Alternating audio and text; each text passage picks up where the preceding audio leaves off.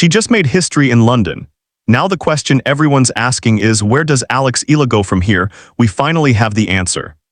For 2 incredible weeks, the entire tennis world watched a 21-year-old from the Philippines turn Wimbledon into her own personal stage.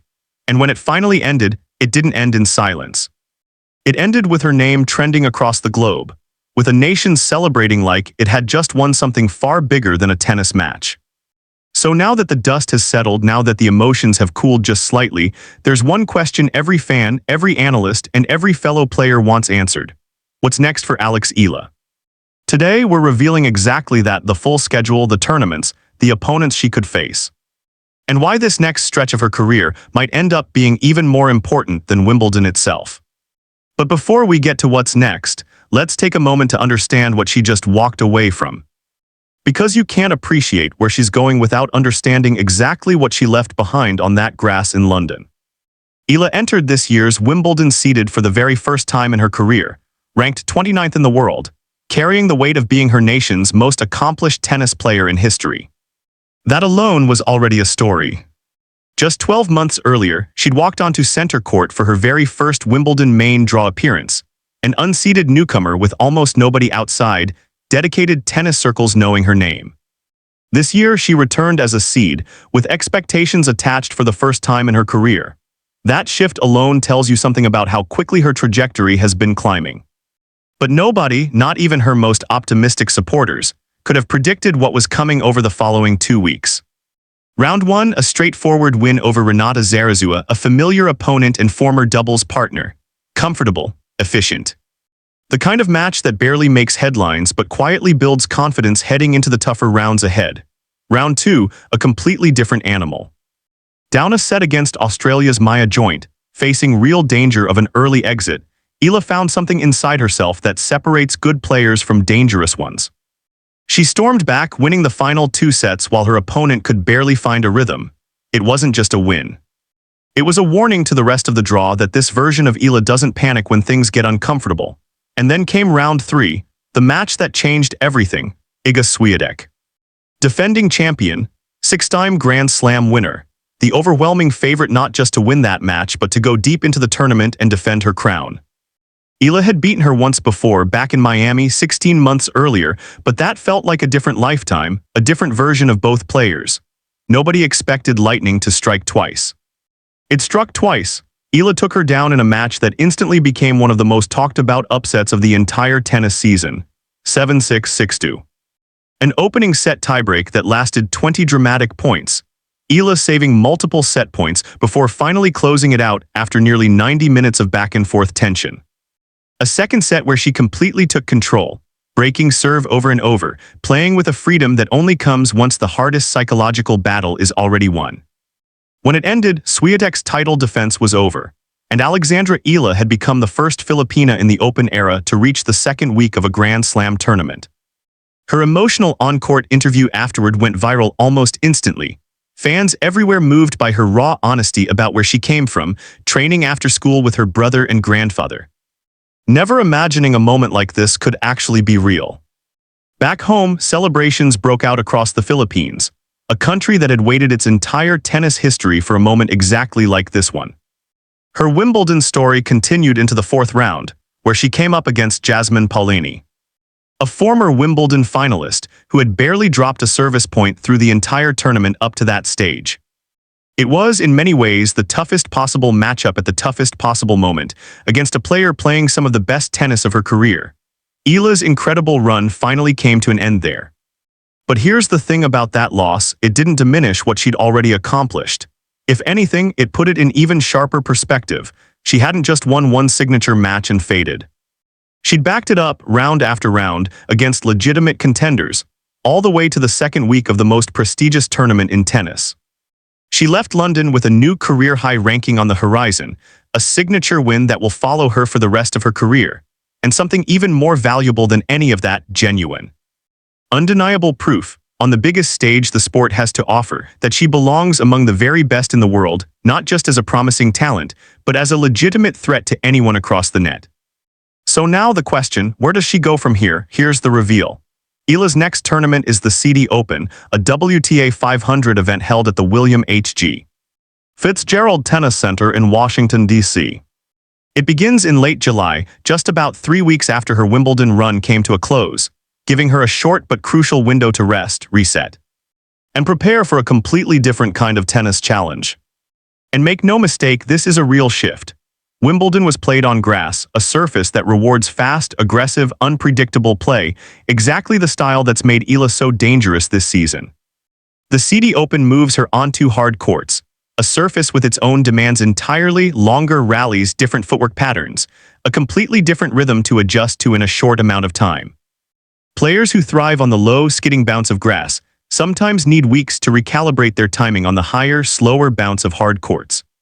This will be Eala's very first appearance at this particular tournament, adding a layer of newness to an already significant moment in her career. The entry list for this event isn't just filler either, it's stacked. Alina Svitolina, Naomi Osaka, Madison Keys, Leylah Fernandez, Marta Kostyuk, Diana Sh. Nader, Iva Jovic, Anna Kalinskaya, Clara Tauson, and in a twist that tennis fans will immediately notice, Jasmine Paolini, the very player who ended Eala's Wimbledon run, will also be competing in Washington. If both players advance far enough, there's a very real possibility we could see a rematch, this time with Eala carrying momentum, confidence, and a point to prove all over again, on a surface far removed from the one where they last met.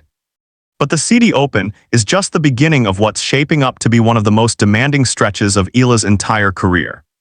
Following Washington, she's expected to compete at back-to-back WTA 1000 events, the second highest tier in women's tennis behind the Grand Slams themselves. First the Canadian Open in Toronto, then immediately after Cincinnati. These are the kinds of tournaments where the depth of talent rivals a Grand Slam draw, minus the extra rounds, meaning every single match carries heightened stakes from the very first round. Think about what that actually means for a player still just 21 years old, still relatively early in her rise up the rankings. In the span of just a few weeks, Eala goes from the emotional high of Wimbledon to an unfamiliar hard-court tournament in Washington, to two of the most physically and mentally demanding events on the entire tour, against fields that will be absolutely loaded with the best players in the world. There's barely time to celebrate before the next challenge is already staring her down. This isn't a victory lap, this is a gauntlet. And how she responds to it will tell us something crucial about where her career actually goes from here. Because here's the uncomfortable truth about breakthrough moments in tennis. History is full of players who had one incredible run, one signature win, one unforgettable 2 weeks, and then faded right back into the pack once the spotlight moved on. The sport doesn't care how emotional your press conference was. It doesn't care how many people were rooting for you back home. The next tournament starts the count over again. Blank slate, no carryover, no sympathy for how magical your last run felt. Every ranking point has to be earned fresh, against opponents who are studying your recent tape and adjusting their game plans specifically to stop you. That's exactly why this next stretch matters so much. If Eala can carry even a fraction of her Wimbledon form into Washington, into Toronto, into Cincinnati, then this summer stops looking like a lucky, isolated run and starts looking like the arrival of a legitimate, permanent fixture in the sport's upper tiers. If she struggles to adjust, if the hard courts expose different weaknesses than the ones grass hid so well, then Wimbledon becomes a beautiful memory rather than a turning point in an otherwise ordinary career. But there's real reason for optimism here, and it's not just sentiment. Remember, this is a player who is now 7-4 this season against top 10 opponents. A player who beat a 6-time Grand Slam champion not once, but twice in the span of 16 months. A player who, when her back was against the wall in that second-round match against Maya Joint, didn't panic, didn't fold, and instead delivered one of the most composed comebacks of the entire tournament. That kind of mental toughness doesn't disappear just because the surface changes underneath her feet. It travels with her, tournament to tournament, court to court. There's also the matter of her ranking. Eala entered Wimbledon ranked 32nd in the world. With the ranking points earned from reaching the 4th round of a Grand Slam, plus everything she's built across the season, she's set to climb into new career-high territory in the weeks ahead. And in professional tennis, ranking isn't just a number, it's opportunity. Higher rankings mean better seeding, which means avoiding the most dangerous unseeded players in the earliest, most treacherous rounds. It means more direct entries into bigger events without needing to battle through qualifying. Every position she climbs now compounds into easier, more favorable draws later in the season. Let's also talk about what a strong showing at these hard-court events could set up down the line. The US Open sits on the calendar not far beyond Cincinnati. Another Grand Slam, another chance for Eala to build on the template she just established in London.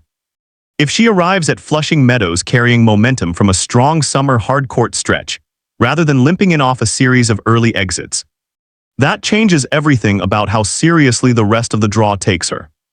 Players who beat champions once can be dismissed as having a good day. Players who consistently perform across multiple surfaces, multiple tournaments, multiple months, start getting treated as genuine threats every single time they step on court, regardless of who's standing across the net. And that's really what this next chapter is about. It's not really about Washington specifically or Toronto or Cincinnati as isolated events. It's about consistency. It's about whether the player who took down Iga Swiatek on center court can become the player who shows up ready every single week, regardless of surface, regardless of opponent, regardless of the size of the crowd or the size of the moment. That's the real dividing line between a great story and a great career. For a nation that has never before had a player at this level to root for, every single one of these matches is about to become must-watch television. The Philippines fell in love with Alex Eala during those 2 weeks in London, and now that same audience gets to follow her into completely new territory. Watching in real time as she tries to prove that Wimbledon wasn't a peak, but a foundation for something even bigger. Every match from here becomes a fresh chance for her country to witness another piece of history. So here's where things stand.